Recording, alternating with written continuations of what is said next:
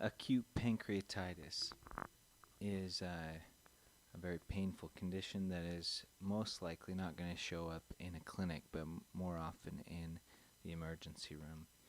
These people are in a lot of pain, and so they're probably going to bypass going to their primary care doctor and go straight to the hospital. The pain is usually in the upper middle abdomen or on the left side. It can radiate to the back.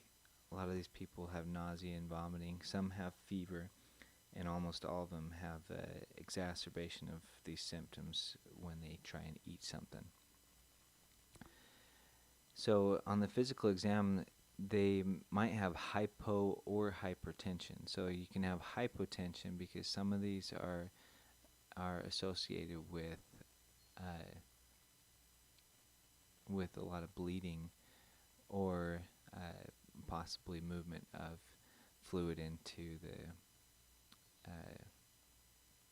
peritoneal space. Abdominal tenderness is common, but it's not going to be as much pain as the pain they're having from the pancreatitis. Reduced bowel sounds will show up because of a reflex small bowel ileus, and they may have some jaundice. Gray Turner's or Cullen's sign are both results of internal bleeding, and an epigastric mass may be palpable if they have a pseudocyst associated with their pancreatitis. So if you have these symptoms or some of these symptoms, then there's other things that you need to rule out. Pancreatic cancer can have some of these same types of pain. Cholecystitis will have pain usually in the upper right-hand quadrant, but it's not always that easy to localize. Gastritis might look really similar to this, as well as in irritable bowel syndrome. Spontaneous bacterial peritonitis will have that same type of peritoneal pain. I didn't mention, but the pain is often going to be such that the patients don't want to move. Movement will often make it worse, and that will be similar to the presentation of a spontaneous bacterial peritonitis. Mesenteric ischemia generally will have lower abdominal pain, but it can present similarly to this, and dyspepsia, which is often not quite as severe. So the major causes of pancreatitis are gallstones, alcohol, and idiopathic. The three of those together make up almost all cases of acute pancreatitis. Gallstones, of course, because the stone gets stuck in the common duct and backs up into the pancreas. Alcohol damages the pancreas. We used to think that smoking might be associated, but smoking is more just associated with alcohol. It's not associated with pancreatitis. And the idiopathic causes represent up to 30% of all acute pancreatitis. So a lot of these people won't go home with a real understanding of why it happened. Hypertriglyceridemia and hypercalcemia both can lead to pancreatitis. There are several types of genetic causes of acute pancreatitis. Lots of different drugs can do it. The AIDS drugs, diuretics, valproic acid, and some chemotherapy drugs all can lead to acute pancreatitis. And there's lots of vascular causes. One of the big ones is splenic vein thrombosis, but there's also any of your vasculitides can cause ischemia to the pancreas, as well as hemorrhage from trauma or tumors. Tumors can block the pancreatic duct. Infection, HIV is a big one, but any type of bacterial infection can also cause pancreatitis, and there is an autoimmune pancreatitis that is fairly rare, but it still is a significant cause.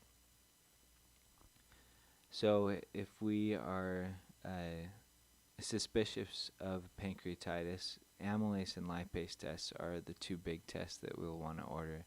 There are other pancreatic enzymes that may be helpful.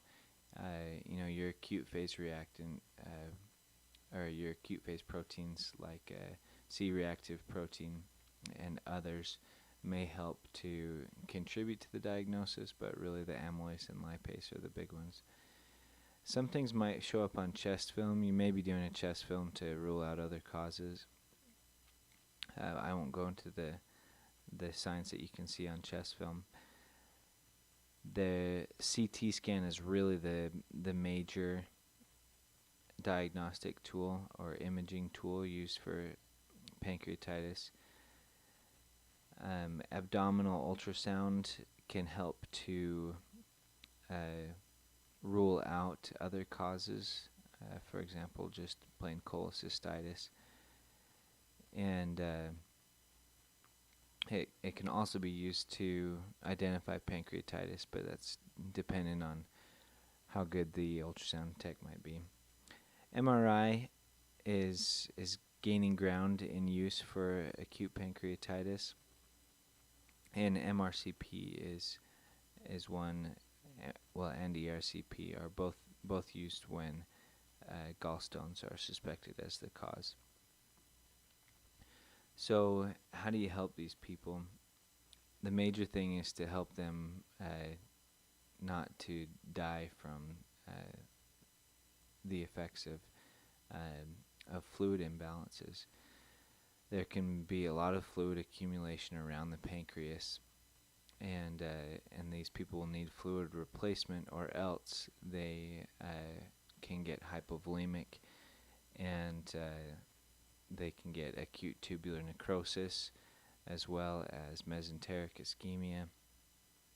So that's an important thing to monitor their fluids. Some of them will need supplemental oxygen. Pain is going to be what they're going to be most worried about. They'll be asking for something to help with the pain because it is very painful. As far as nutrition goes, we are moving towards using more enteral nutrition as opposed to parenteral nutrition. It's been shown that enteral nutrition helps to prevent dislocation of gastrointestinal bacteria, and so the more we can use enteral nutrition, we will. Of course, in some patients, they're not going to tolerate it, but in those that do, you can use an NG tube or a J tube, and others will require parenteral nutrition because they won't be able to tolerate enteral nutrition.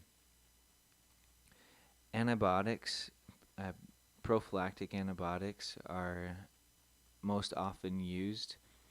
It's a little bit controversial whether or not they make a difference, but there is an increased risk for infection due to the peritonitis and the fluid accumulation. So most people will still use prophylactic antibiotics, especially in the face of pancreatic necrosis. Aspiration is again used for pancreatic necrosis, the ultrasound-guided aspiration, as well as necrosectomy to get rid of some of the necrotic fluid and culture for resistance to antibiotics. So because a lot of these are caused by gallstones, and ERCP will be used to both identify the cause as well as to extract the gallstones. Cholecystectomy is commonly used in order to prevent further injury due to gallstones. Anticoagulation may be necessary if you have a splenic vein thrombosis. Of course, that you're going to want to be careful with that because a lot of these are associated with bleeding. And then some of the complications that those who are caused by alcohol will have involve withdrawal to alcohol, so you want to monitor that. You want to make sure you avoid delirium tremens, which is potentially life-threatening. And then upon release, you want to make sure that these alcoholics get some counseling. Please leave comments below the video so we can make these videos better, or you can send them to kendrick@themedschool.com. And remember that these videos are used for educational purposes and not to direct treatment. And thank you.